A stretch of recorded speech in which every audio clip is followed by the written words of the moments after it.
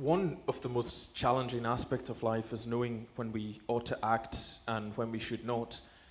It's one of the skills really of growing and maturing in life is learning the difference between those things. Sometimes acting and intervening can actually make things worse. Let me give you a very simple example from making food. I love to cook, not so much bake, because I'm terrible at it, but I can do cooking. You know how after you make a really nice steak, or if you're vegetarian, the equivalent, but you've got to let it rest. You can't leave, you've got to at least 10 minutes, because that's when the juices redistribute, and if you keep poking at it or even cut into it at that time, you'll ruin the flavor and it won't be as nice. Or if you're making dough of some kind, you've got to let it prove, and you can't keep checking it every 10 minutes if you act. But then there's other times, and you've got to intervene. And this story, as it's given to us, is full of inflections about people who must act, and they do, and people who draw back from acting and leave things to God. The background is that David is still on the run from Saul, and he's trying to hide out for his life, and he's in a way, he's on a survival expedition now. He's running around the wilderness with these men, and he's got to find a way to keep feeding them and keep them all in a livelihood until God changes his fortunes. And this episode is, if you like, sandwiched in between two chances that David has to kill Saul, but he doesn't take them. Now, we've thought of one of them last week when he cut off his robe and he spared his life. But there's another one coming after this, and this is right in the middle, and it's almost like the way the author arranges the story is trying to get us to see David's in the middle of something. David's learning what it is to have God act on his behalf rather than take matters into his own hands, if you see.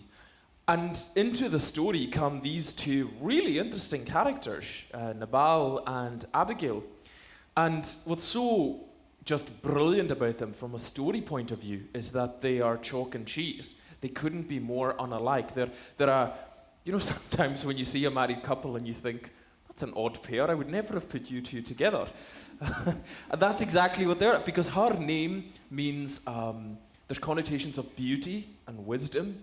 And his name quite literally means churlish, fool, bit of an idiot who stumbles from one thing to the next without an awful lot of thought about it. Okay?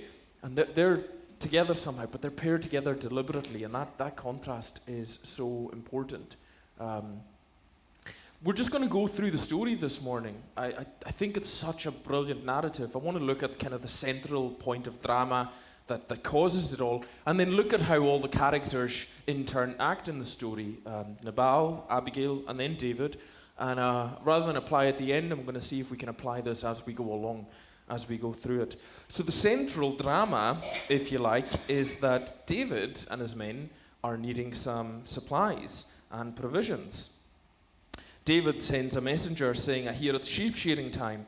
And we find out David's offered protection to these guys beforehand. So David's men are all pretty good at fighting, and they know their way around a weapon. So what they've done is they've offered a measure of protection to Nabal's entire working party of sheep shearers.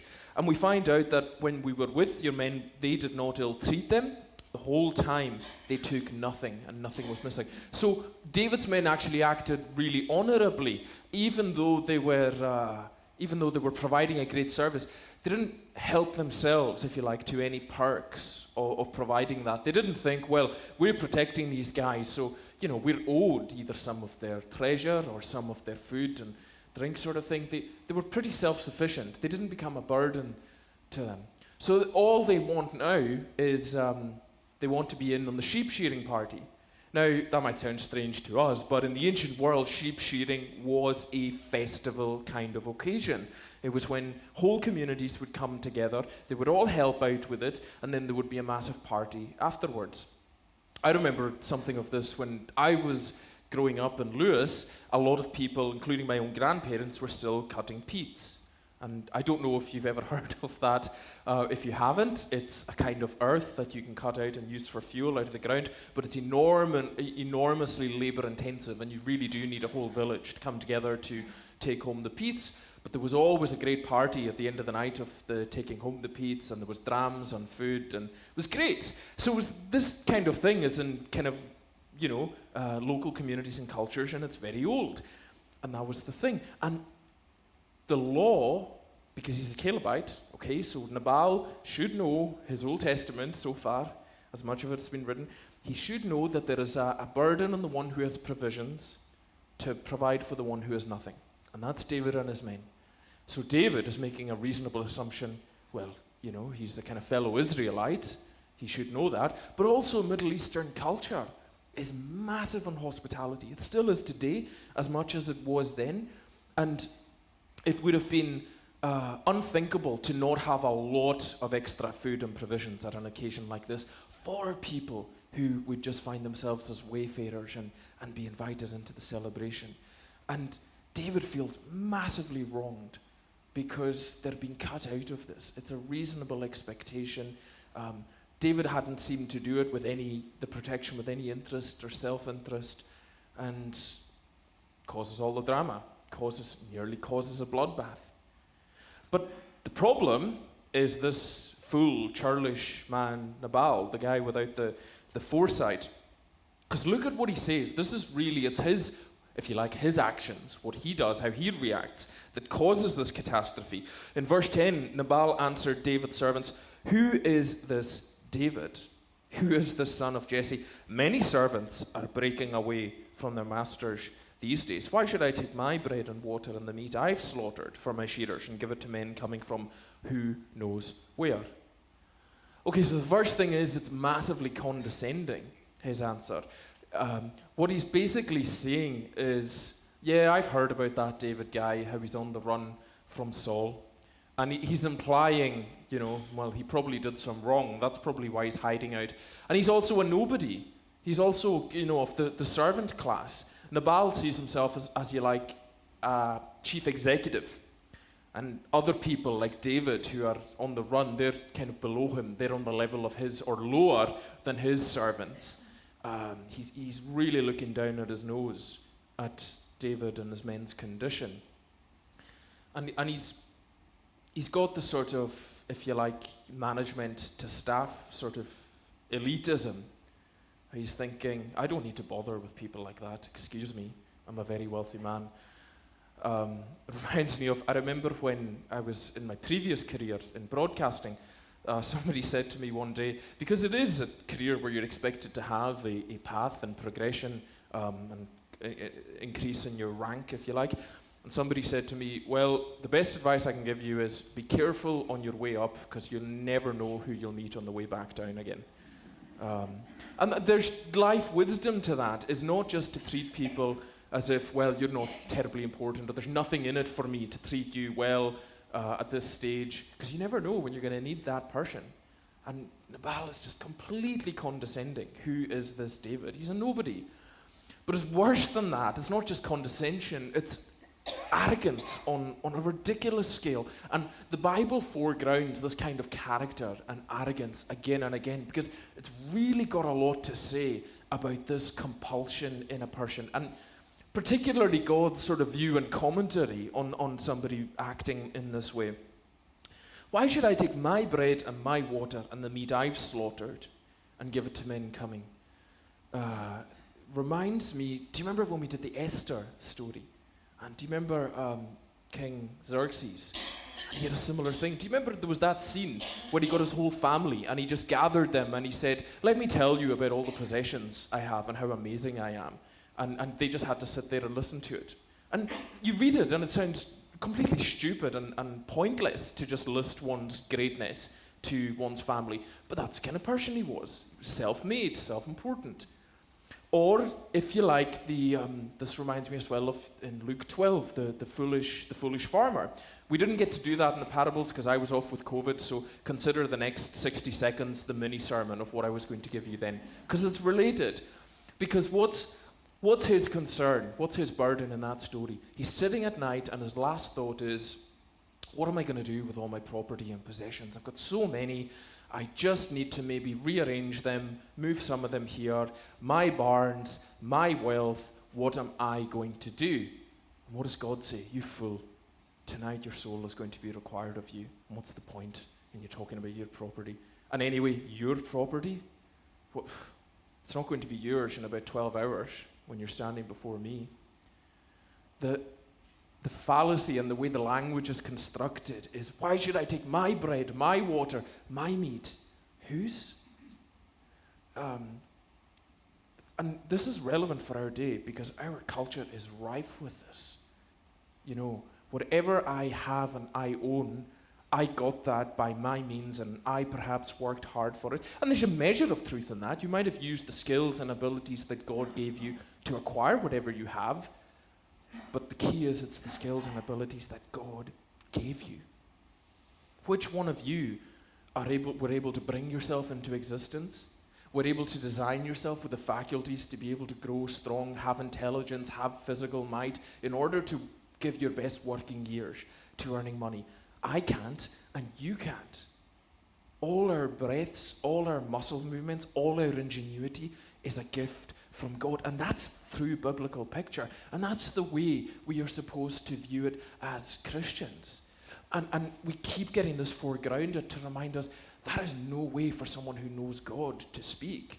My stuff, my property, my wealth, my house, money, cars, my holidays, whatever it is, there's a total distortion in the culture we're in modern capitalism, and I would say it's an idol of individualism that reinforces this, that, well, if it's yours, it is yours, and it doesn't give enough credence to the fact that actually it's God's, and you're borrowing it. And He's, for whatever reason, in His sovereignty, He gives to some and not so much to others, and we can't fathom that, but He's given it to you. And I think the application here is, if you don't have to go to bed at night and worry and wonder about either how you're going to feed yourself or those you love, or eat, or heat, or how you're going to pay your bills, or get rid of the debt collectors, you are immeasurably blessed. And that's God that has done that for you and to you. And rather than thinking whatever it is you have and own, rather than going with our culture and thinking, well, yeah, that's mine, is to go, if that is actually God's, what am I meant to do with it? Because we don't want to be like Nabal or Xerxes or the foolish farmer and just spend our days going to sleep thinking about how it's great we've stored it all up and what we can do with it for ourselves. Because the Bible knows nothing of that. The Bible's far more collectivist than a lot of people in our culture would like to own up to. It's to go, okay, are there people in my sphere of influence who that's not the case for? Do I know people who are going to bed at night and they're losing sleep because they're not sure about the coming meals, or even the next big weekly shop, or the energy bills come October? I guarantee you know somebody who's thinking about that. Or if they're ever going to be able to have a home, or if they're ever going to be able to stop worrying about the letters that come through chasing them because they had to get into some debt just to try to keep surviving. Our system is predatory when it comes to that. And God may well speak to you and put someone in your mind and heart, and you can change their life. Because see, our acts don't have to be enormous and dramatic and superstitious and magical to be serving God. Sometimes the most godly thing we can do in this culture that we're in, which is a bit of a disaster and increasingly so economically for a lot, is, I wonder if God is calling me, since I have so much comfort, not to make an idol out of that, but actually to change someone's world by taking that worry off them, rather than being mine. And then that's Nabal, but what about Abigail? Abigail is an amazing contrast, because a servant comes to her, one of Nabal's own servants, and we get strong hints that they don't really respect him. They find him to be a bit of a clown as well. And he sees a bloodbath coming because he sees this answer that he's given to David. Now, David's not justified in his response, but Nabal has made this an absolute disaster that didn't need to happen with his greed and stupidity. And this servant runs and he thinks, the writing is on the wall here. David, I know what David and his men are like and how well armed they are. We are done if this answer gets back to him. So he runs to Abigail. Now, he obviously knows Abigail's a much more reasonable creature. And she acts quickly and took 200 loaves and 2 skins of wine, 5 dressed sheep, 5 shears of roasted grain, and so on, and told the servants, I'll go. And she came riding, and there were David and his men descending. So they're about to, draw their swords and unleash hell on Nabal's man. What does she do? She got off her donkey and bowed before David with her face to the ground, fell at his feet and said, Pardon your servant. Let me speak to you. Hear what your servant has to say. Pay no attention to that wicked man Nabal. So even she doesn't respect it. And she knows he's a clown. But she's trying to stop this becoming a disaster. The first thing she does is she shows unmatched generosity. She, in contrast to Nabal, she doesn't spare anything. She goes, who cares? I'll worry about replenishing the loaves and the raisins and all of that after this, because I need to do this, because I need to change the circumstances here. I'm going to act and do what I can. So she does it, and she holds back no generosity. But then she stands in place of Nabal. She basically, in verse 24, says, Pardon your servant, as if it was her fault that this disaster is about to happen. She takes on, if you like, Nabal's guilt and stupidity and wears it like a cloak and asks David temporarily to see her as the problem, because she needs to get in the middle of David and what he's about to do. And she kind of does this thing that you sometimes see in films where she goes, if you're going to go and do this, you're going to need to go through me first. What she actually does is take an enormous risk. She puts herself there in between, and she plays with the real possibility that David will just take his sword and go, nope, I'm so angry, you can die as well, and I'm going to go through you and then go through him and sort him and his men out. So this is not uncostly to her. She's really putting her life in David's hands. But it works. It works for several reasons, but it's such a lovely picture of, again, the Gospel's all over the Old Testament, the whole Bible. Such a lovely picture of grace, because the way God comes to us in the Gospel, he's not like a foolish, greedy, hoarding boss, which is a view some people have of God, and it can be given to us as a distortion from early experiences. But he's much more like Abigail. He gives us untold amounts of generosity in blessing us, in giving us his own son. And then Jesus steps into the place between us and the wrath and the punishment of God in order that we might be delivered. Jesus puts himself there. Now, Abigail didn't have to die, but Jesus did. It's costly to God, this idea of his kingdom, this way he redeems you and me from our sins and former way of life. But he does it because of his great love and generosity towards us. And that's what Abigail does. And lastly, David, we can't at all justify what David's doing in any of this. David is on the run, and I think what we're meant to see is that he's had enough at this point. Saul is chasing him. Saul has, as we thought about last week and the weeks before, lied about him, mischaracterized him. He's then gaslit him by telling everyone else who'll listen, oh no, it's David who wants to kill me. I'm just defending myself. So he's got all that to deal with. He's having his reputation shredded, and now him and his men are hungry, and he meets this other clown who just won't even give them a bit of bread and water and meat to keep them going. And he's just had enough, and he snaps. And how many of you can relate to that? And things in life, sometimes you have a good long run and things are going well, and then it seems you wake up one day or 1 week and 5 or 6 things pile up, and they all seem to come at once, and you've just had enough, and you feel like snapping. And the question is, when you're trying to walk with God, is will you snap and try and take whatever the matter is into your own hands? Because the entirety of David's lesson here is, will he take matters into his own hands? And Abigail stops him. David says, praise be to the Lord, who has sent you today to meet me. May you be blessed for your good judgment and keeping me from bloodshed this day. Now, David, we're going to see, has a weak point. He's got several weak points, but one of them is he likes the ladies. Okay? So what does God do to get him not to commit bloodshed in this episode? He sends a very, very beautiful woman who ends up being his wife. Right? God uses his weak point And God is not averse to doing that.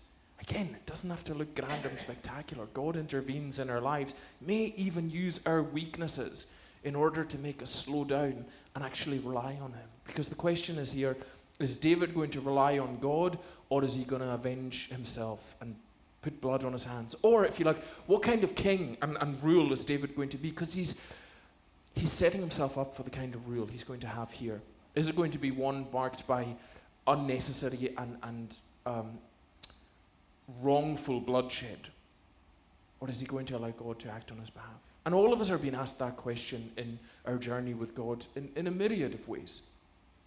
The question is, however we feel wronged, or whatever it is we're struggling with, will we do everything we can to, keep checking and prodding the food and trying to make it happen or will we have some patience and allow God to act on our behalf? And will we wait and work and try and see faithfully, praying to God, God, can you act on my behalf? And see whether that will work in our circumstances. And I'm not saying that this is easy. And I'm not saying that I always know myself that if I just let God act, I know how it's going to work out, or that I don't doubt or question. I am saying that so far the evidence in my life and in the life we've been considering of David is that when we do that and we step back and this is the essence of faith. It is trusting that God will act where we're up against the wall. We don't have many other options. And the only options we might have would take us into territory that will incur some guilt and blame on ourselves. And it's to take it to God. But I know this. I know there is a real power in, as the song says, taking it to the Lord in prayer. There is actually so much power in that I can reframe this. And just as David wasn't training for his future role as king, and this was sort of determining what it was going to look like, all our moments and decisions and challenges that God gives us, your life unfolds according to the decisions, the rest of it, the decisions you make today. And so it's always been asked of us, what decisions are you going to make? What are you going to act? And what are you going to choose to leave with God? And how is that going to set you up? And how is that going to set up the future? That's a question God asks us, but he doesn't ask us to do that in a vacuum. Because he gives us these stories, and he gives us the very gift of faith and the very gift of his Son to reassure us that if you will lean on him and hope and trust in him to act, that you will be vindicated. Maybe not the way you thought, maybe not in the exact way that you imagined, but eventually David's enemies are cleared away from him. And God gives him justice and shows that he was in the right all along. I don't know what that'll look like for you, but I am saying to you from David's story, from my own, and from the whole of Scripture, that it is worth having that faith, even just another day, if that's all you can manage today, and hoping and waiting that God might act on your behalf. May God bless his word to us this morning. Amen.